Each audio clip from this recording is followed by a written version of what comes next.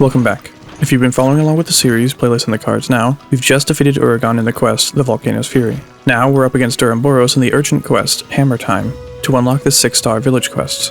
Duramboros eats trees. What a legend. This guy is big, he's got big horns, a big tail, and big humps. Hear me out, it's not what you think, this is important. Duramboros is large, and if you haven't seen him before, well, he's the helicopter monster. I'll explain. Later. Probably. Being from 3rd generation, introduced in this game actually, he has something of a gimmick. In this case, his weakest spot are his back humps, with some of the highest hit zones in the game. Our general plan here is to trip him, then focus as much as we can on his back. It's easiest to trip him when he's spinning. I'll explain that along with his other attacks in the next section. Like and subscribe.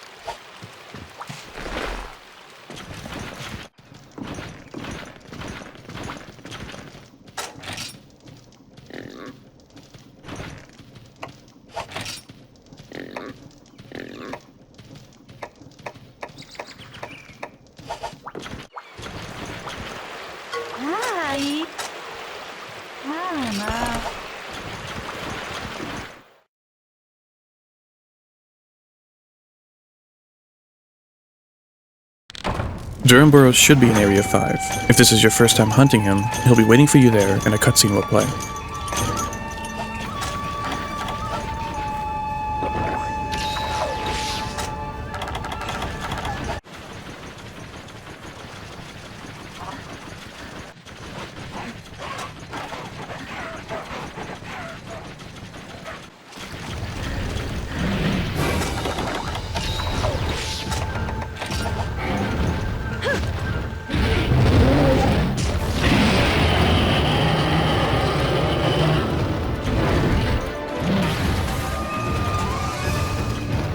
I recommend you focus on his head, unless he's doing the helicopter spin.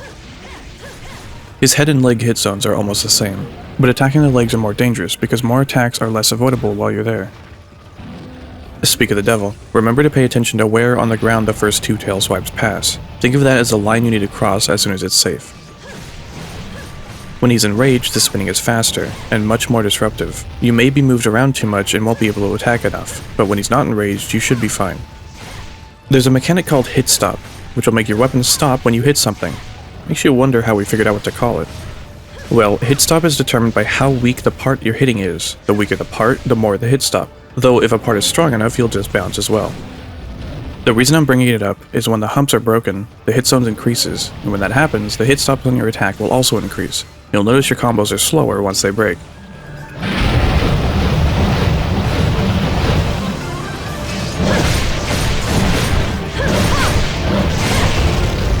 I got pretty lucky here, but you can see how I got moved around as he was spinning, since he's enraged and faster.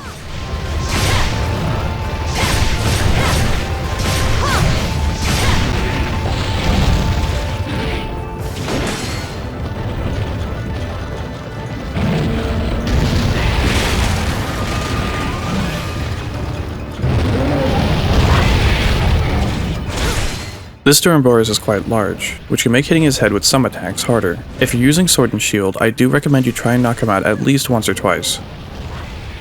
There's a few situations where you have access to his humps, after tripping him, after he trips himself while exhausted, or when knocked out. Keep in mind that I'm focusing on the fastest and most consistent way that I can clear this quest. If you want or need to attack his tail, for example, then you should alter your strategy. Well, this sucks. Remember though, when he's toppled over, you don't have to hit his humps. You can go for his tail or head if you want, but the humps will deal the most damage.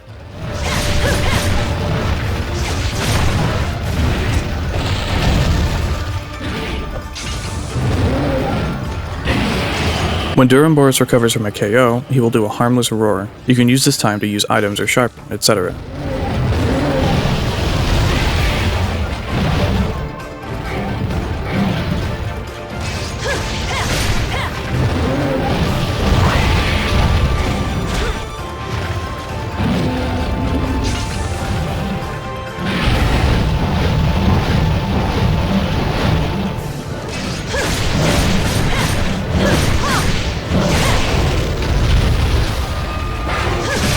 That exhale sound that he does there is a good indicator for when he stops spinning out on the ground.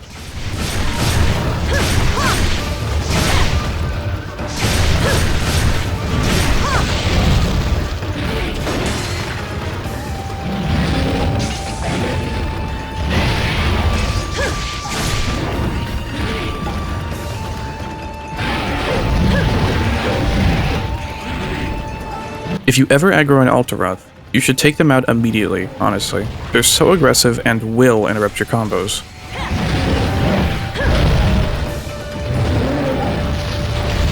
There's the combo. For his tail flip, since I'm aiming for his head, I like to position myself just far enough in front of him. Be careful not to be too close or you'll get staggered by a tremor and lose a lot of the opening. Just in case, I'm not hitting him with my shield because it's the most effective or anything. I'm doing it to try to knock his ass out. If you don't care about doing that, then just do normal combos instead. That was a recoil attack, you gotta watch out for those. When attacking his head, you want to try to hit his actual head, as his horns have lower hit zones, and may cause you to bounce or lose sharpness faster. You can tell when I hit him with my shield that there's the bad hit sound effect that usually plays when you bounce. Once the horns are broken, the horn hit zone disappears and it's just his head.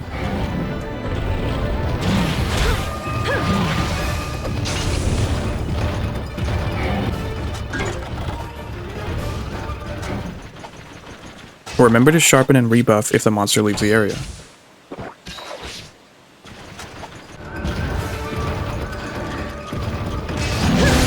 This is awkward. He backed up into the building, so he didn't really back up. But pay attention. He's drooling, which means he's exhausted, and this spin will fail. Try and be as close as possible when he does this, as this opening is much shorter than the normal one.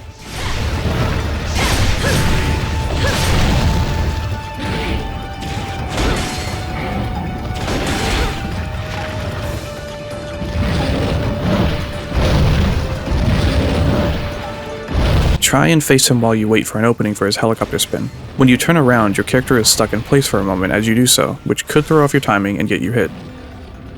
Alternatively, move that ass in a circle. As long as you move smoothly, you won't get that stuck in place animation of your character turning around. It may seem minor, but these small things are very important.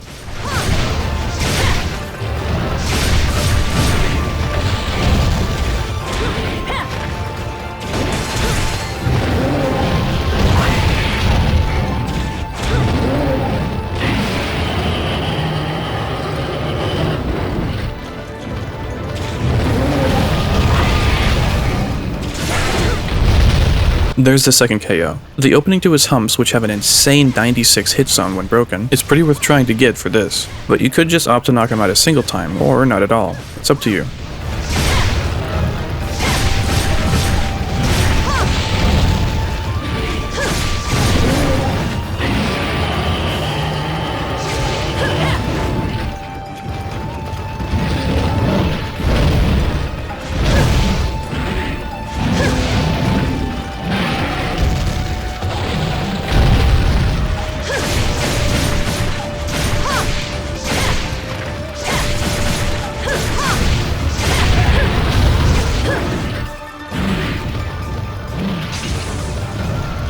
Seriously, remember to sharpen before following the monster. You may be in green sharpness now, but you may just be a few hits from yellow, which would really suck once you get stuck in. If you want to capture him, either do it as fast as possible, or just wait for the next area. For some reason in Portable 3rd, monsters love to run away quickly when they're weak. What I would do when trying to get the tailbone was run ahead of Duramboros before he enters the next area, and put a trap down right as I load in. If you do it fast enough, you should have enough time to place the trap, then if you position yourself properly, he should do some sort of action to go into it.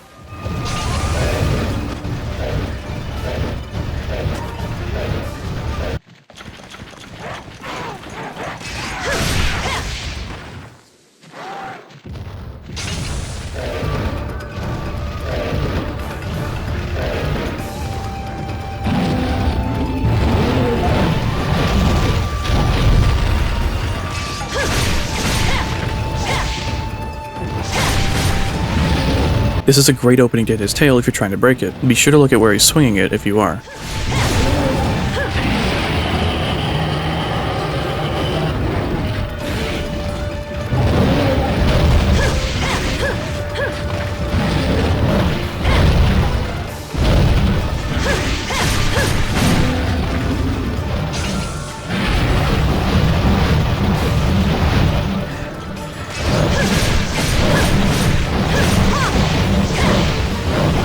Notice here I was pushed away and couldn't land all my hits. If you ever can't stop him, remember, you have a shield.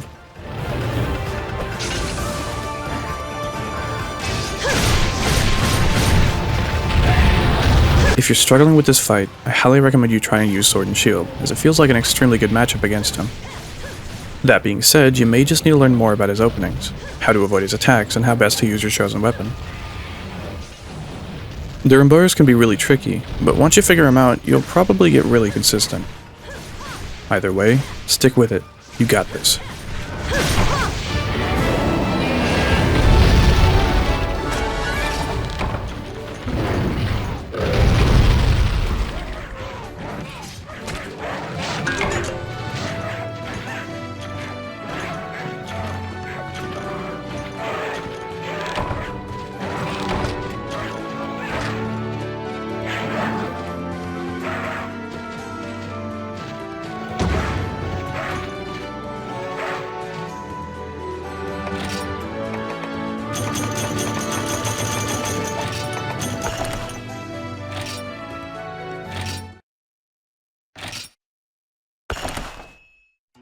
To make either of the Duramboros armor sets, this is what you'll need.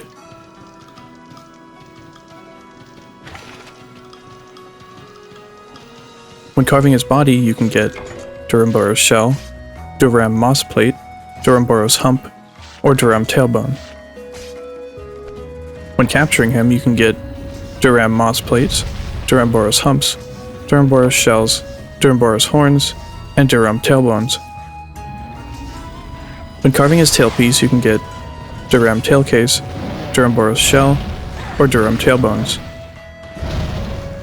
When mining his tail, you can get Duram tailcase, Duramboros shell, or Duram tailbones. When breaking his horns, you can get Duramboros horns, or Duramboros shells. When breaking his humps, you can get Duramboros hump, Duram moss plate, or Duramboros shells. When picking up a shiny, you can get Wyvern tears, Duram moss plates, or Duramboros humps. Apart from targeting his horns, hump, or tail specifically for the best chances at those parts, it doesn't seem like much specific farming is necessary for this set, as you should get the many shells and moss plates that you need over time through carves and maybe while trying to get the other parts. The Duram tailbone is quite rare, but you only need one, and there are many sources for it, so if you just farm enough you should be fine. That being said, it took me 28 hunts to get the 2 Duram tailbones I needed for both sets, so I'll be giving alternatives to the armor sets when I get to them. Monster Bone Pluses can be obtained from a variety of monsters like Zenogre, Rathalos, or Duramboros. There's a Bullfango quest called Violent Carnival in 3-star Village to farm for the 8 Bullfango pelts. There's a Bull Drum quest in the 2-star called Forest Murmur, or a double Bull Drum quest in 3-star called Bull Drum Onslaught to get the 6 Bull Drum hides. There's a Slagtoth quest called Hair of the Dog in 2-star Village to farm for the 6 Slagtoth hides. There is also a Bull Drum and some Bullfangos in this quest, so maybe try this one first. By default, the Blademaster Armor gives us Attack Up Small, Part Breaker, Adrenaline +1, and the negative skill Critical Eye -1. Attack Up Small adds +10 attack to our weapon. Part Breaker is new, and will increase the damage dealt to monster parts by about 25%. This does not increase damage dealt to a monster, but will make parts break about 25% faster. What does that actually mean? Well, each monster part has some sort of assigned stagger limit. Once that limit is reached, the monster will stagger or flinch or sometimes topple. Some of these staggers are directly linked to a part breaking on a monster. For example, Duramboros horns will always break after reaching the stagger limit on its head twice. With the Part Breaker armor skill, those first 2 flinches will be 25% faster.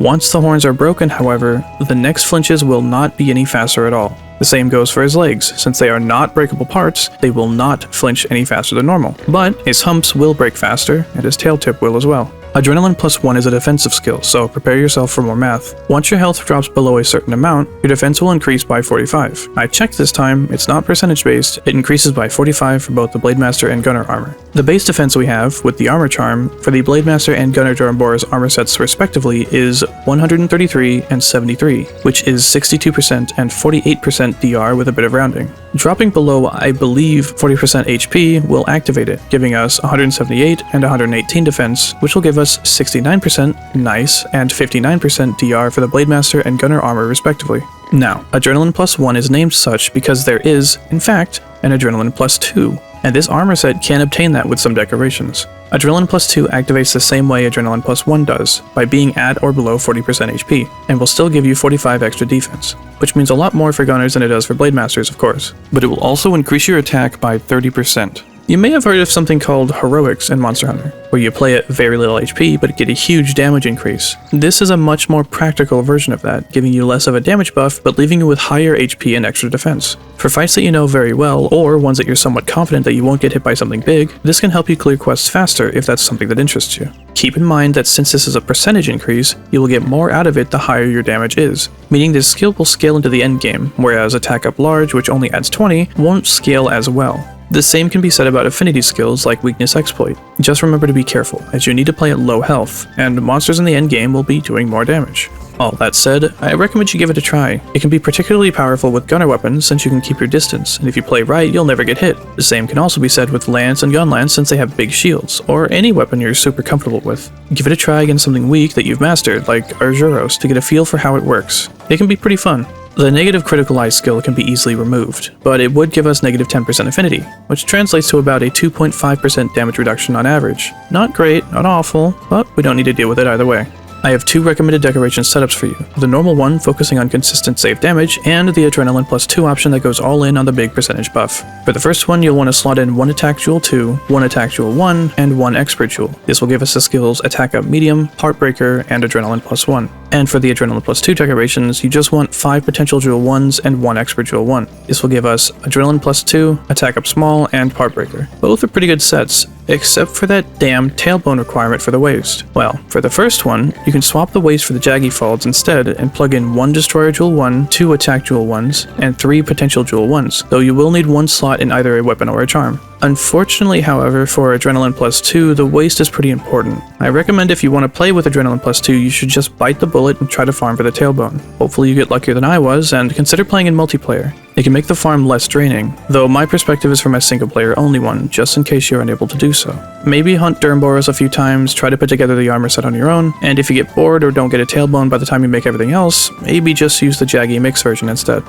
By default, the Gunner armor gives us Recoil Down +1, Heartbreaker, Adrenaline +1, and the negative skill Critical Eye -1. Refer to the Blademaster section for more information about Heartbreaker and Adrenaline +1, but Recoil Down +1 is a unique skill for bowguns specifically. If you're a bow user, this set will instead be your way to get Heartbreaker and Adrenaline +2, which could be pretty powerful for farming. Recoil Down +1 will change the recoil of your equipped bowgun. If your recoil is moderate, it'll be set to light. If it's light, it'll be set to weak. But what does that even mean? Well, unfortunately this topic is far too complex to fully explain in this section. Depending on when you're watching this, I may or may not have put out a bowgun guide for Portable 3rd yet. That's because it's a very complicated weapon to explain, with recoil and reload speeds and such. So I'll explain what changes happen from moderate to light, weak, and very weak, as those are some of the options that we have at this point. Let's take moderate as the baseline recoil. Recoil refers to the recovery time after shooting a bullet. The worse the recoil, the longer it takes to recover. The lighter the recoil, the faster you can recover. Well, there are 3 recoil speeds: recoilless, weak recoil, and strong recoil.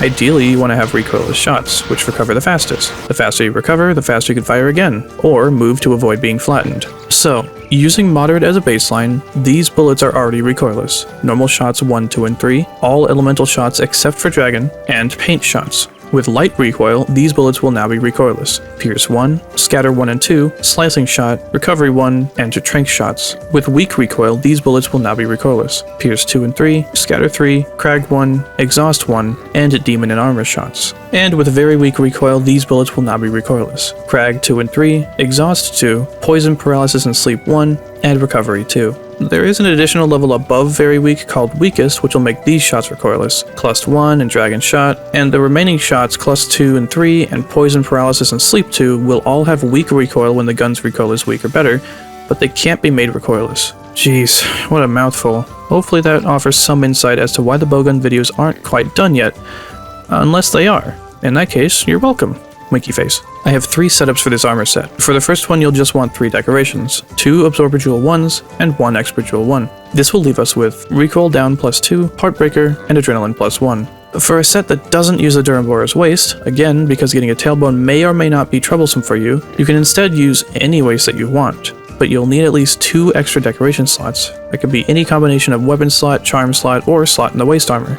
For example, the Nibblesnarf, Barioth, and Rathalos coats all have 2 decoration slots, though remember the Rathalos one will require a plate, which might be harder to get than the Duram tailbone. For this one, you'll want to slot in 3 Absorber Jewel 1s, 2 Potential Jewel 1s, and 1 Destroyer Jewel 1. That will give us the same armor skills as my recommended set: Recoil Down +2, Heartbreaker, and Adrenaline +1. For those of you who want Adrenaline +2, you can get it with the full Duramboros set. You just need to add 5 Potential Jewel 1s to my recommended decoration setup, but this will require you to find 2 other decoration slots from a weapon and or charm. In total, you'll want 5 Potential Jewel 1s, 2 Absorber Jewel 1s, and 1 Expert Jewel 1. This will give us Adrenaline +2, Recoil Down +2, and Heartbreaker.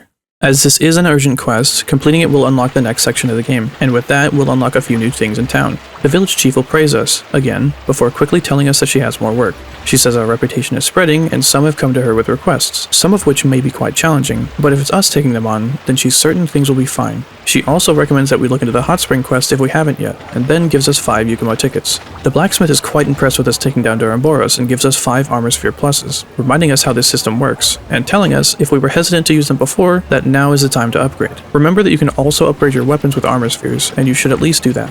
The farm now has access to the giant fishing basket renovation for 7,000 Yukama points, as well as 2 more training regimes, the climbing and reflection regimes, to level up and give ability points to feline comrades respectively. The giant fishing basket is another team gathering station, like the seesaw and the mining cart. I may cover the farm in more detail at a later time, if only for the sake of being thorough. Finally, a new hot spring quest should now be available, Beneath the Burning Sand, to hunt a Nibblesnarf. Clearing this quest is very important and shouldn't be terribly difficult. When it's completed, you will have the maximum stamina bonus from resting in the hot spring, a great permanent upgrade to a very useful village facility. Also, while not terribly useful for everyone, the Traveling Peddler gives you a bowgun codex, which can be used to create the Aquamatic Needler Heavy Bowgun.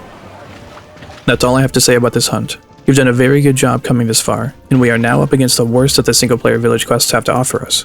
Up next, we'll have these monsters to face: Diablos, Tigrex, Agnactor, and Gen Moran.